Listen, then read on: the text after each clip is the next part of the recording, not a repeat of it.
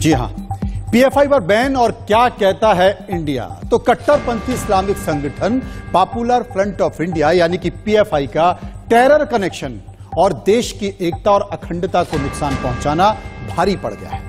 केंद्र की सरकार ने इस पर 5 साल का बैन लगा दिया है। कई दिनों से लगातार पीएफआई को लेकर देश में जोरदार चर्चा चल रही थी। इस बीच इंडिया न्यूज ने 24 से 28 सितंबर के बीच लोगों की राय जानने की कोशिश की और एक सर्वे भी किया जिसमें लोगों ने पीएफआई को लेकर कई तरह के सवाल पूछे। आज हम आपको दिखाएंगे कि पीएफआई को लेकर आखिर लोगों की राय क्या रही है। जी हां, तो हमने सर्वे किया और सर्वे में हमने लोगों से कौन कौन से सवाल पूछे, उन सवालों को आपको बता देते। पहला सवाल, देश विरोधी गतिविधियों में पीएफआई का हाथ होने के सबूत मिलने के बाद क्या बैन लगाना सही है? ये देखिए, ये हमने लोगों से सवाल पूछे और इन सवालों के जरिए आप ये समझ सकते हैं कि लोगों की क्या राय क्या रही।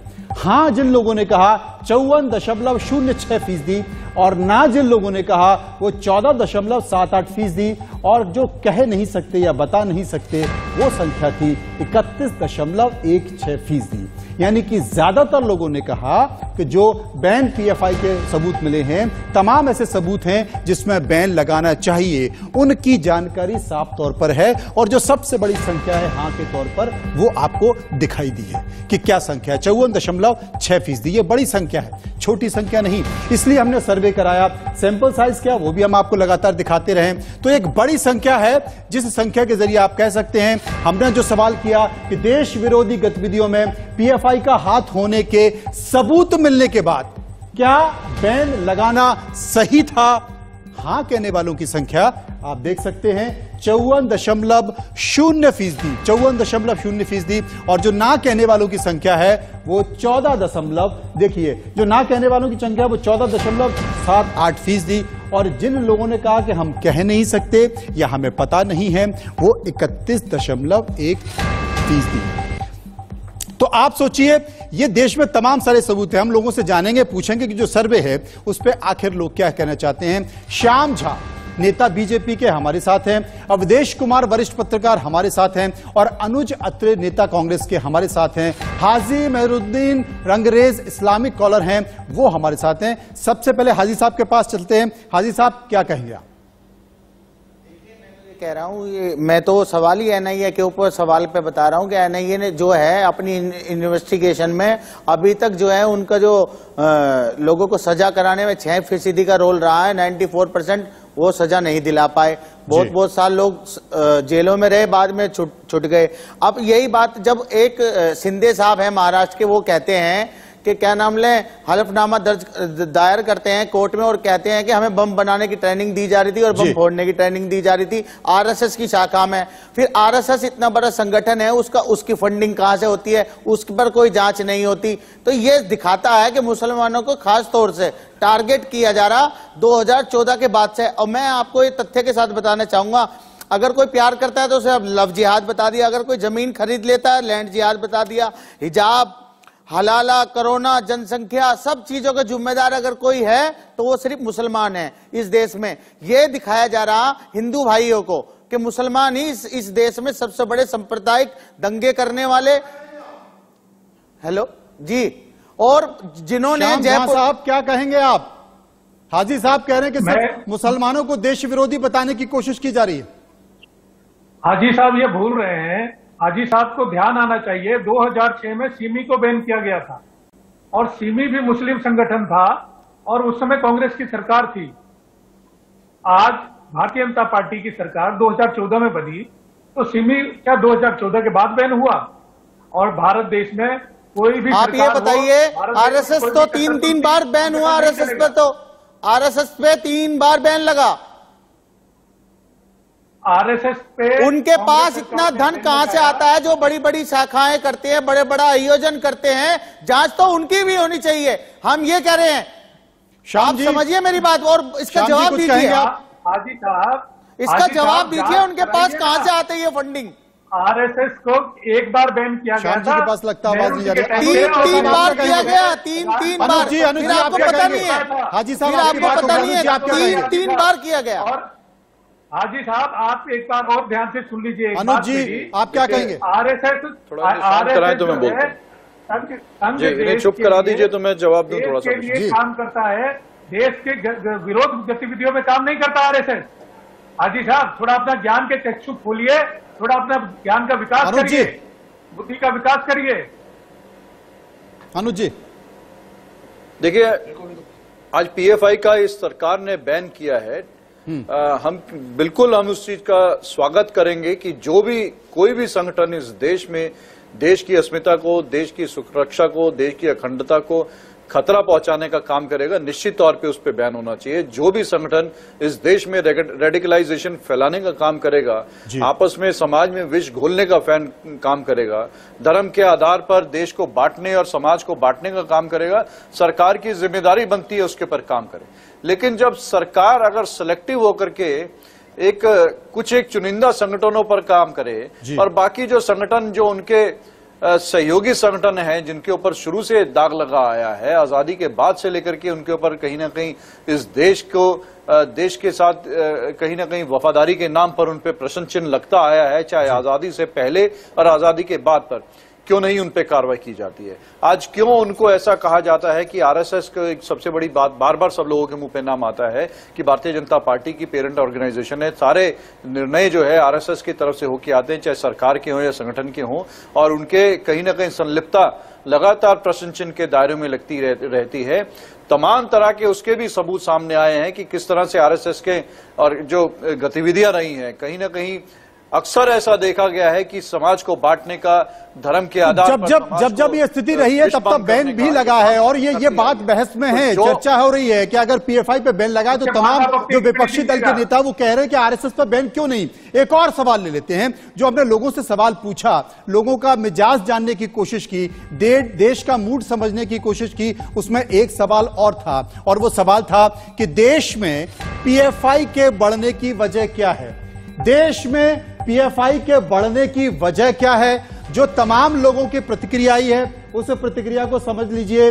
मुस्लिम देशों से मिलने वाला एक बड़ा फंड, ये देखिए 16.19%, ये संख्या यहां पर निकलने आई है।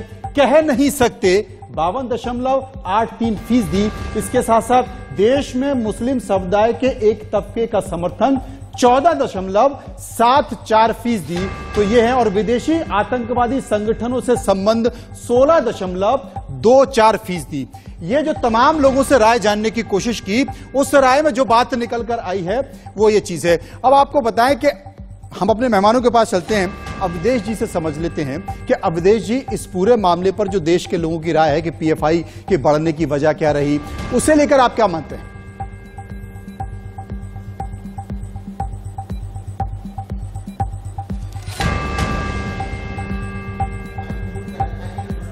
अवधेश जी अनम्यूट कर लीजिए। हो जा रहा है, अनम्यूट हो गया आप? हाँ, अब ठीक है, अब आपकी आवाज आ रही है, बोलिए। आवाज आ रही वो अचानक हो गया था। ऐसा है कि आपका सर्वे बता रहा है, ज्यादातर जो आपके आंकड़े जी।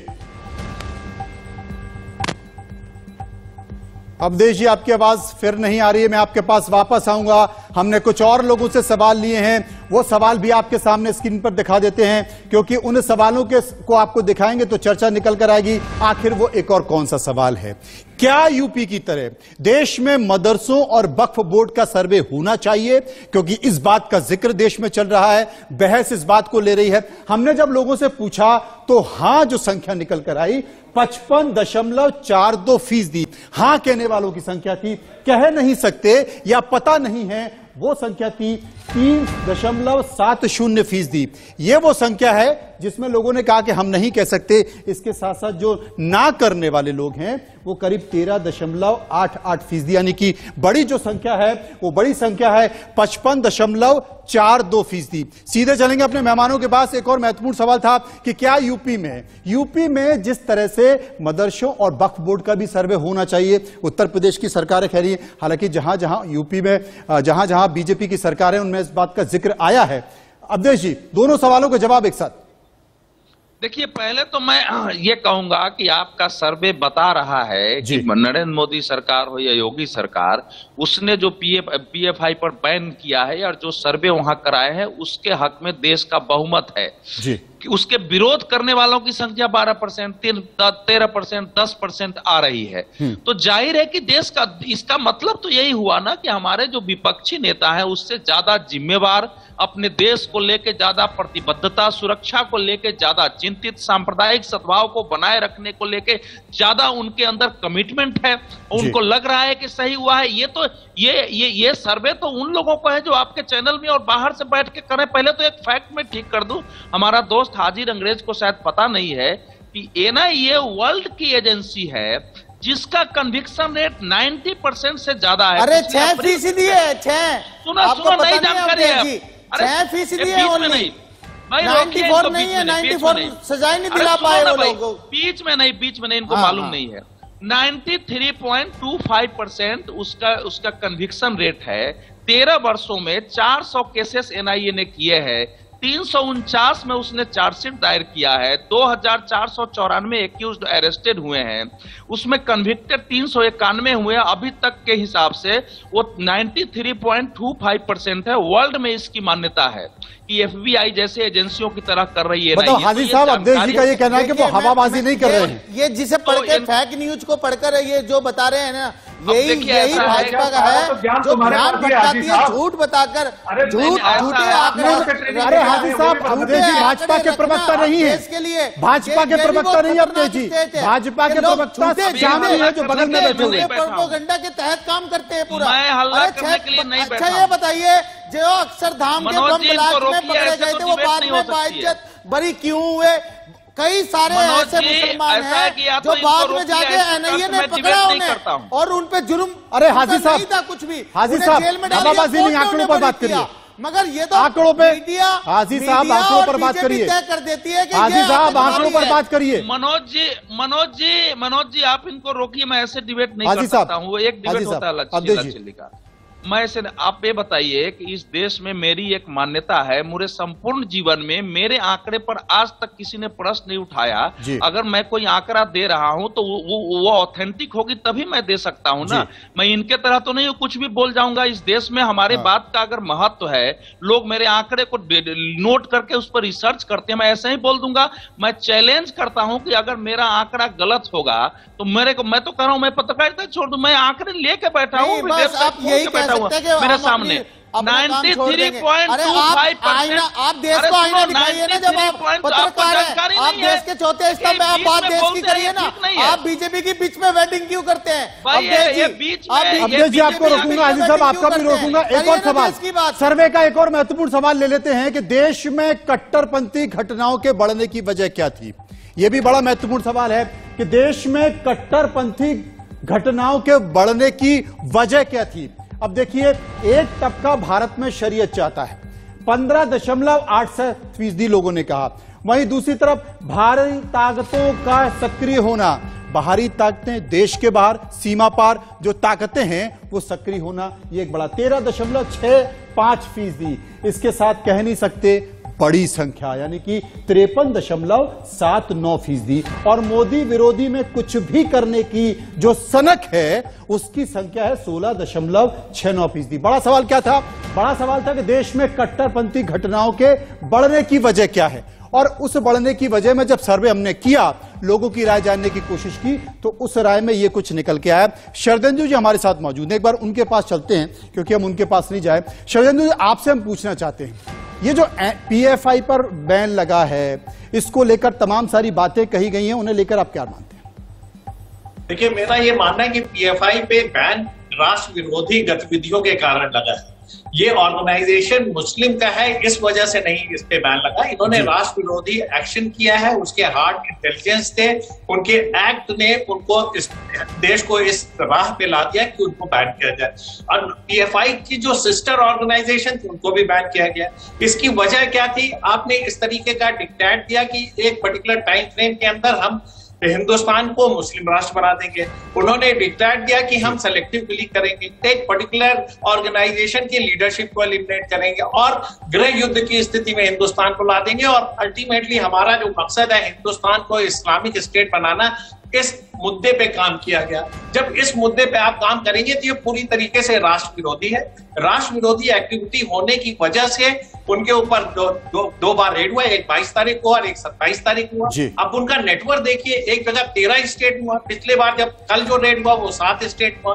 कितने सारे एक्टिविस्ट उसके पकड़े गए, उनके ऊपर जो बैन लगा है उसको भी लोगों ने वेलकम किया है। इवन PFI का स्टेट में आया है कि वो अपनी सारे जो ऑर्गेनाइजेशन उसको डिसॉल्व करते हैं। जो मॉडरेट मुस्लिम है उन्होंने भी इसको वेलकम किया है। हिंदू समुदाय और मुस्लिम में ना पढ़ के एक इसको राष्ट्र विरोधी ताकतों को देश में अग्रसर होने के लिए रोकने का कदम बताना चाहिए। हम इस डिबेट में नहीं पढ़ेंगे कि ये हिंदू और मुस्लिम का इशू है। बिल्कुल, इस डिबेट में हमें बिल्कुल नहीं पढ़ना चाहिए कि हिंदू और मुस्लिम का विषय सिर्फ देश की एकता और अखंडता को मद्देनजर रखकर सोचना चाहिए। बहुत बहुत शुक्रिया करूंगा सभी मेहमानों का जो इस पूरी परिचर्चा में मेरे साथ मौजूद रहे। तो कुछ सवाल, देश से जुड़े हुए सवाल हमने सर्वे PFI को लेकर किया था, इसलिए किया था कि आखिर लंबे समय से इस मामले को लेकर बहस हो रही है और अगर बहस हो रही है तो देश का मूड हम जान लें कि आखिर देश की जनता चाहती क्या है।